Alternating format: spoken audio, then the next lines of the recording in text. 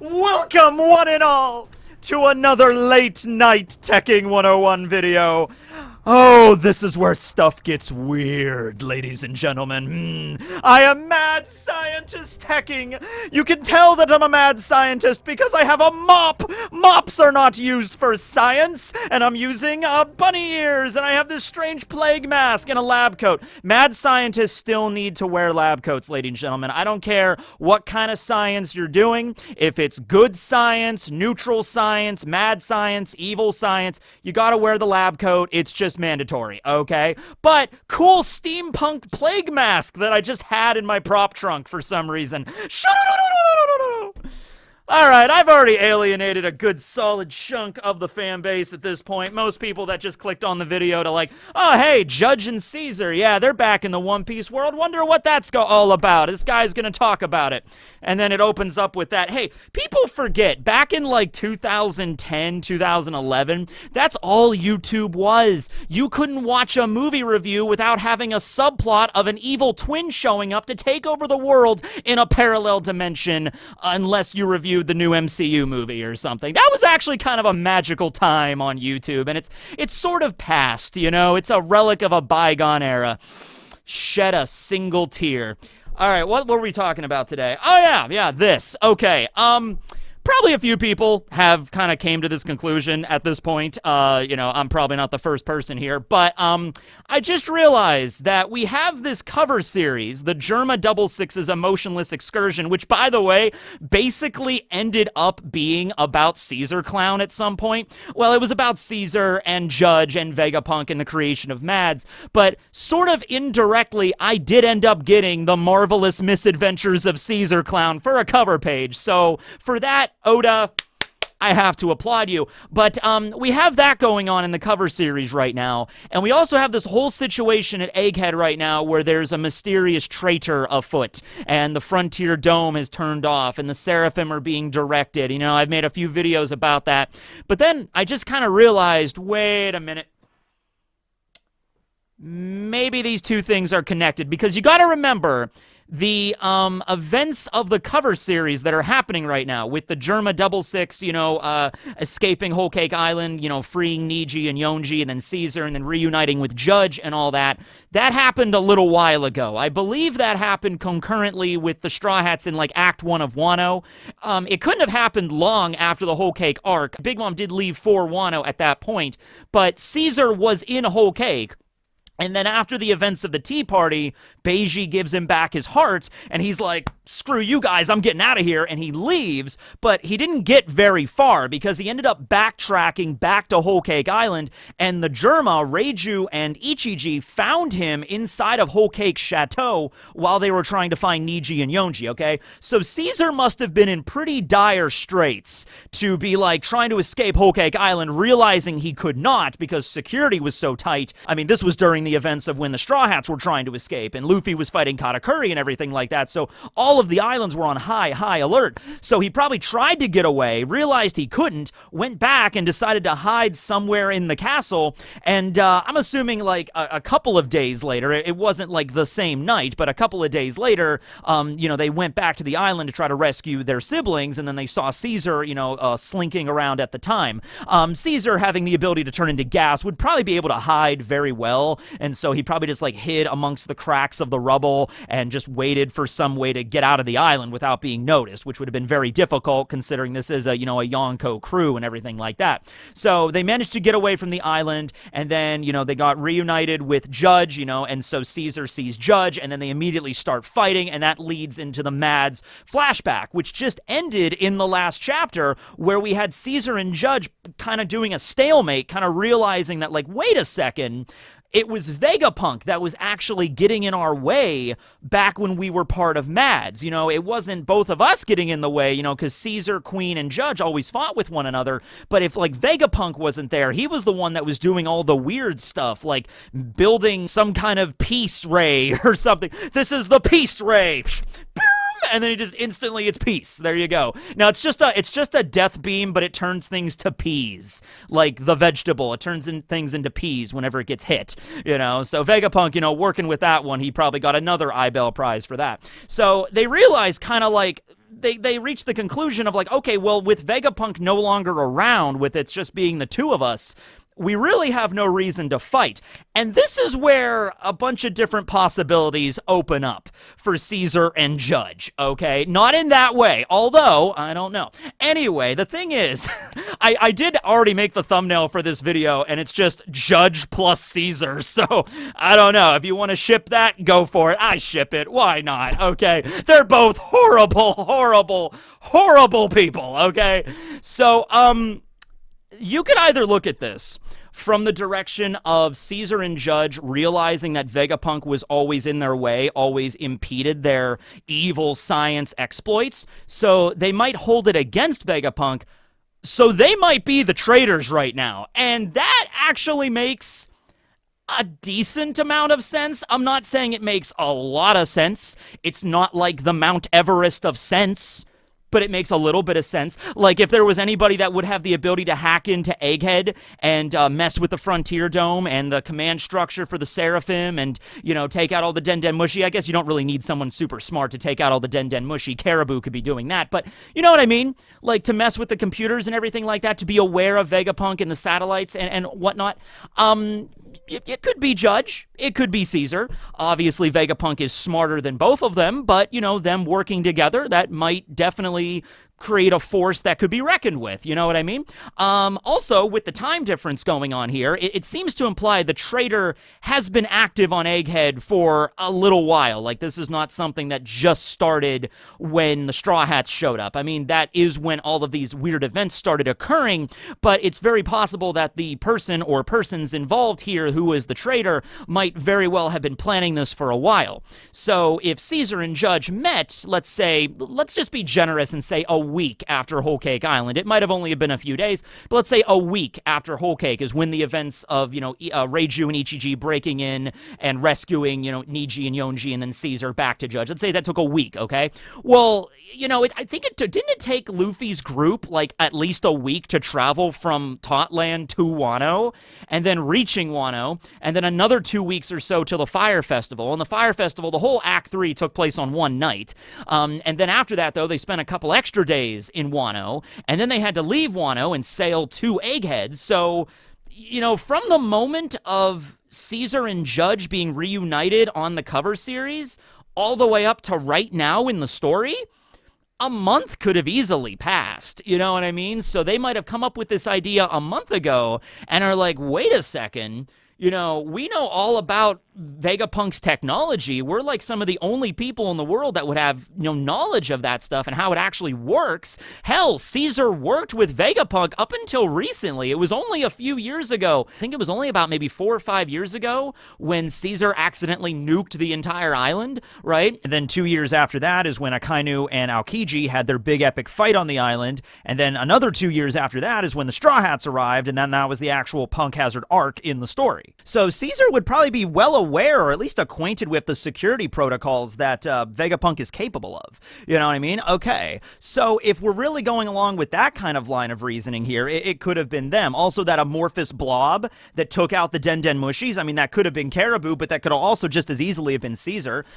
Caesar could be working with Caribou. Actually, Caesar and Caribou, along with, like, Caesar and Buggy, like, dude, the dream team right now would be Caesar Clown, Buggy, and Caribou all forming this, like, really, no, I don't even want to say bumbling, because I think them together would actually form a fairly competent team, because it's like, they're all stupid in different ways. Like, Caesar's a genius when it comes to science, but he's stupid in other ways. Kind of the same thing with Buggy and Caribou, but them all working together, throwing Judge in there too, why not, might actually make a fairly competent villain, all right? Caesar's really not all that intelligent, okay? Luffy took him out fairly quickly, all things considered. Caesar really should have doubled down on that whole remove oxygen thing, you know? Like, Luffy was rushing him, and he decided to turn into the Shino Kuni and make his body huge, and so then Luffy just went Grizzly Magnum and, you know, punched him really hard. You know, Caesar, you should have just done the remove all oxygen in the lab, or just ignited the lab on fire, honestly. That wouldn't have killed you. You're a freaking gas man, you know what I mean? Could Caesar... Okay, two-part question. Could the world be lit on fire? Could you ignite the atmosphere of the planet Earth? And two, could Caesar be capable of doing that? Maybe. I don't know. I think that was actually a concern when the first atomic bomb was tested at the Manhattan Project in New Mexico. That was actually a fear that people had, like, this might actually ignite the atmosphere and then the whole flame would spread and light the whole world on fire. But thankfully that didn't happen. Lovely. Lovely stuff. Okay, so they could be the traitors. They could be the ones, and in that case, not even really traitors at this point. Like, Caesar was never really an ally. Judge was never really an ally. Sometimes their interests aligned with the Straw Hats, so they had to work with them, like at Whole Cake Island, but Caesar was never a good guy, so let's never even put him in that group, okay? Caesar pretty much had to be forced to help the minx on Zoe, you know, because, like, Sanji would have literally beaten the crap out of him, so nothing he could have done there. And then at the case with the Tea Party, yes, Sanji did help out the Germa and freed his siblings and his dad, even though he hated them, but that was more of, I think, just Sanji taking the higher ground. Quite literally, he was standing on a table higher than Judge, but more of like taking the high ground and just being like, I'm not as much of a piece of shit to you as you were to me as a dad. So here's your raid suits. I'll free you from the candy. You're on your own. And they ended up having to escape together in a weird way, but you know how that goes, okay? So they could be the traitors there. They could be the ones, you know, pulling the strings on Egghead right now. That's, I guess, a possibility. That would have been an interesting kind of spin on it. You know, there's this really ominous scene in the last chapter where Shaka gets shot, and then this figure begins walking down the steps, and Vegapunk is shocked at this person. Is completely startled. And it's like, oh my god, who's it gonna be? Is it gonna be S Flamingo? Is it going to be Eam? Is it gonna be whoever? And then it turns out it's Caesar. That would be a twist. I mean, if nothing else, that would be a twist. It'd be like, okay, sure, we could go with that. Here's another possibility. Other angle to take this. And by the way, why would they be there? Well, Caesar and Judge together might be able to bolster each other's ego. And they might be like, hey, we shouldn't be fighting. Yeah, it was all about Vegapunk. He was the one that didn't want us to, like, build stuff. And it's like, yeah, you're right, it was him. You know what? You and me working together, we should go to his lab right now and steal all his shit. And then we'll be the greatest scientists in the world. It's like, yeah, you know what? You and me working together, we should do that. Let's get Queen in on this. What's up with him? You know, actually, this was all occurring before Wano, before Onigashima. So, you know, I guess they had just no way to contact Queen. Or maybe they were like, we're not going to get Queen involved. We're not going to get anybody else involved, just you and me. It's like, okay. And so then they started this plan because they would know about the satellites. They would know about Egghead. They would know about the Frontier Dome. They would know all about that. So Judge and Caesar sat down and started, you know, sketching out a battle plan. They started working on this together and be like, this is how we infiltrate the island. This is how we gain access to the Frontier Dome. This is how we hack into the mainframe. This is how we get into Punk Records. This is how we do all this stuff. This is how we control whatever. And then they maybe they were lying low on Egghead. Maybe they figured out some way to breach the security to get into the island, and not in the lab yet, but just kind of like in the fabrication sphere, and just stay down there and just kind of lay low and work their way up and slowly. And it just so happened when the Straw Hats arrived, they're like, this is the perfect time to get involved. Oh, wait. Problem. Okay, this is an issue. The situation with the Cypherpole agents, they were all being captured before this occurred. The first Cypherpole ship, CP5, was captured 2 months before the Straw Hats arrived, and then Cypherpole 7 was 1 month before they arrived, and Cypherpole 8 was 2 weeks before Lucci and everybody arrived. So, that was... Okay, well, you know what? That's okay, because we have another possibility here. Second possibility. The traitor has nothing to do with Judge and Caesar. Nothing whatsoever, okay? Completely separate characters, separate motivation, not involved whatsoever. But Caesar and Judge, I just realized they're kind of like Pinky in the Brain here a little bit. I mean, they're not so stupid as Pinky, but like kind of, you can kind of see the dynamic duo here. Okay, but they show up during the events of the arc and help everybody get away. Not intentionally. But what if they do have a plan to take out Vegapunk? It's just that the traitor was the one that got to it first.